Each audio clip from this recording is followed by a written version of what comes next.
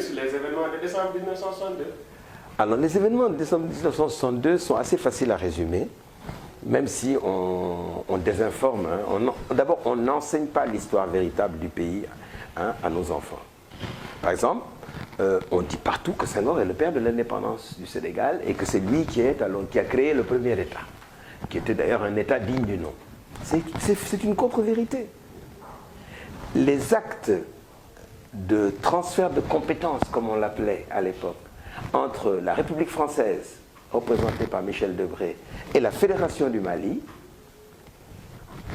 ont signé pour la Fédération du Mali le président Modibo Keïta, président de l'Assemblée fédérale, et le président Mamadou Dia.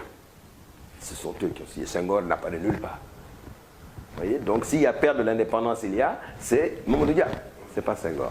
Deuxièmement, il était le président du conseil du gouvernement, il a fait vice-président d'abord pendant la période loi cadre, de 56 à 60, puis premier président du conseil du gouvernement, donc premier ministre de la République dans un régime parlementaire.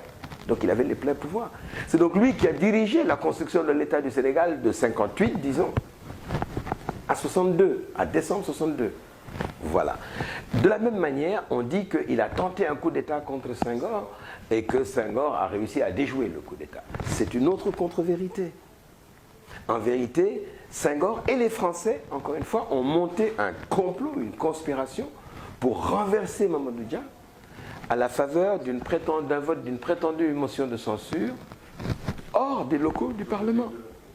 Voilà. Et la manœuvre était cousue de fil blanc. Les compagnons de Mamadou Dia l'avaient averti, notamment le ministre de l'Intérieur, Valdiodio Ndiaye, et le ministre du Travail, je crois, de la fonction publique, Ibrahima Sarr, mais aussi le ministre du Développement rural, Joseph Mbaye, hein, qui vont tous être d'ailleurs inculpés, jugés et condamnés avec lui, incarcérés à Kédougou. Et ils ont en fait laissé l'initiative à Senghor, qui en bon jésuite les a manœuvrés en jouant sur la confiance totale que lui faisait Mamadou Dia. Vous voyez? Vous savez, on dit qu'on n'a pas le droit d'être naïf en politique. Mais il est difficile d'être un patriote africain en étant machiavélique. C'est incompatible. Pour beaucoup de gens vous disent la politique et l'éthique ne vont pas ensemble.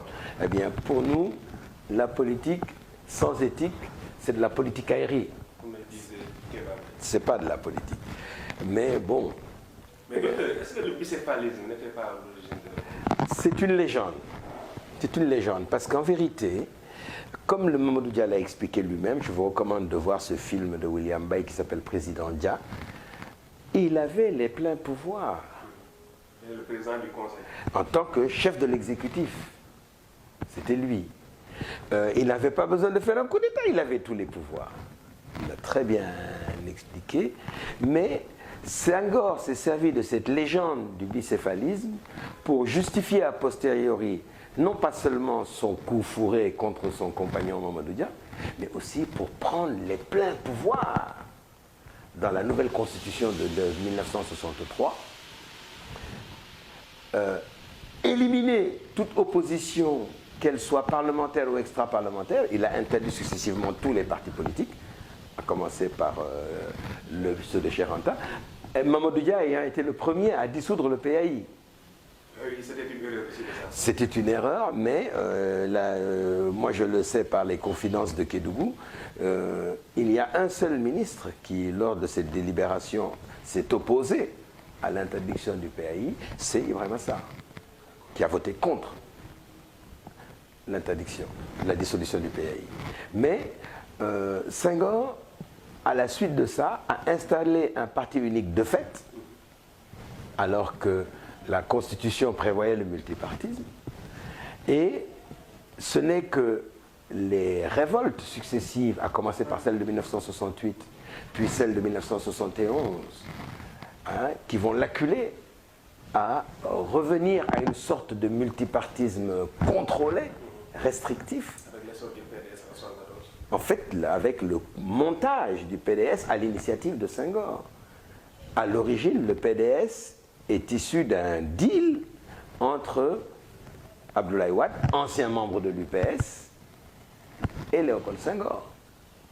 pour créer un parti de contribution et non un parti d'opposition que Senghor ne pouvait pas tolérer. Et au départ, le PDS se réclamait du travaillisme. Donc il ne se disait pas parti d'opposition mais de contribution, il ne se disait pas libéral mais travailliste. Et ce qui va se passer, c'est que quand donc le PDS est créé en 1974, parce que Senghor est obligé de donner des gages à l'international socialiste pour qu'on puisse l'y accepter. On lui a dit, il y a 2 conditions préalables à remplir. La première, c'est qu'il faut libérer tous les prisonniers politiques, ce qu'il a fait dès 1974.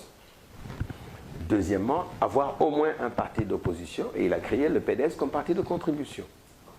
C'est seulement après cela qu'en 1976, il a fait son congrès transformant l'UPS, Union progressiste sénégalaise, en parti socialiste et qu'il a été admis à l'international socialiste. Mais quand Cheikh Anta est arrivé, en février 1976, pour déposer les statuts du RND, il a préféré changer la constitution pour créer les 3 courants, disant que non, il n'y a que 3 courants de pensée politique dans le monde. Le socialisme démocratique, et il dit ça c'est moi-même, Senghor, je suis déjà socialiste, reconnu par le courant libéral démocratique et le communisme marxisme-léninisme. C'est les 3 courants. Le panafricanisme, pour lui, n'est pas un courant de pensée politique au XXe siècle. Et Majmoud Diop va accepter de prendre l'étiquette communiste marxiste-léniniste et créer le 3e parti en usurpant le sigle du PAI, puisqu'il en était le membre fondateur, mais il y a longtemps qu'il avait renoncé à la lutte politique, dans l'émigration, dans l'exil. Et c'est là où Abdoulaye Wade a été contraint, en tant que parti de contribution, de changer d'étiquette. Il a dit, je ne suis plus travailliste, je suis libéral. Sinon, Senghor le menaçait de dissolution. C'est le RND qui a refusé la 3e étiquette résiduelle qu'on lui proposait. Senghor lui disait, si vous voulez avoir un statut légal, il faut accepter d'être communiste. Or, vous avez d'anciens PAI parmi vous. Et vous avez des jeunes militants maoïstes comme nous. Donc, prenez l'étiquette. Et Cheikh Anta a refusé en disant, il n'est pas question que le pouvoir nous impose une étiquette politique quelle qu'elle soit. Et que si, par extraordinaire, je devais accepter une étiquette politique, la seule que je pouvais accepter, c'est le panafricanisme. Or, elle n'existe pas pour Senghor. Nous allons revenir sur le cas de Cheikh Anta. Oui. Pour rester sur les événements de 1962, est-ce que le discours de Mamadou Dia du 8 décembre n'a pas précipité sa chute sur l'impérialisme? Ah non, il y a beaucoup de choses qui ont précipité la chute de Mamadou Dia. Celle qui est la plus connue, c'est lorsqu'il a fait une mission à Moscou, chez Khrouchtchev, et qu'au retour de sa mission, il ne s'est pas arrêté à Paris pour faire rapport au gouvernement français. Pour eux, les anciennes colonies, à l'exception de la Guinée évidemment, étaient sous tutelle en matière diplomatique. Et n'oubliez pas, on est en pleine guerre froide. Il y a les 2 blocs, le bloc de l'Est et le bloc de l'Ouest. Donc vous venez d'une visite dans l'Est, déjà, c'est pas bien vu. Mais en plus, vous ne rendez pas compte, vous ne faites pas de rapport de mission à vos maîtres. On s'est dit, celui-là, on ne sait pas ce qu'il a été négocié avec les bolcheviks, enfin les ex-bolcheviks, parce que Khrouchtchev était déjà, c'est après le rapport au 20e congrès, donc c'était le révisionnisme soviétique qui était au pouvoir à Moscou. Et ça, c'est une des choses qu'on a reproché à Mamadou Dia. Une autre chose qui est apparue a posteriori, moi je ne le savais pas à l'époque et ils m'en ont jamais parlé, mais je l'ai lu dans l'ouvrage de Roland Collin, c'est la lettre incendiaire qu'en tant que président du Conseil de gouvernement, il a adressée à son homologue français, le Premier ministre Michel Debré, après l'explosion atomique de Reagan, dans le sud algérien. Il faut voir cette lettre. Il paraît que Debré a failli faire une crise d'apoplexie en se disant, mais qui c'est ce négrillon qui se permet de nous donner des leçons? Et il lui faisait valoir que la radioactivité qui résultait de ces explosions atomiques sur notre continent compromettait la sécurité physique des populations sahariennes et sahéliennes. Vous voyez, ce courage politique et ce sens patriotique qui caractérisait Mamadou Dia était très très très mal vu des maîtres français de l'époque. Et c'est tout ça qu'on lui a fait payer. En plus, il avait déjà fait venir le père Lebré pour mettre en route son plan de développement. Et vous savez que c'était un partisan de ce qu'ils appelaient le socialisme autogestionnaire, par opposition au socialisme d'État des pays du bloc dit communiste. Ça fait beaucoup de choses, vous voyez. Il a fait rapatrier nos soldats qui étaient en Algérie comme tirailleurs, faisant la guerre aux côtés de colons français contre le FLN. Mamadou Dia a mis un terme à ça aussi.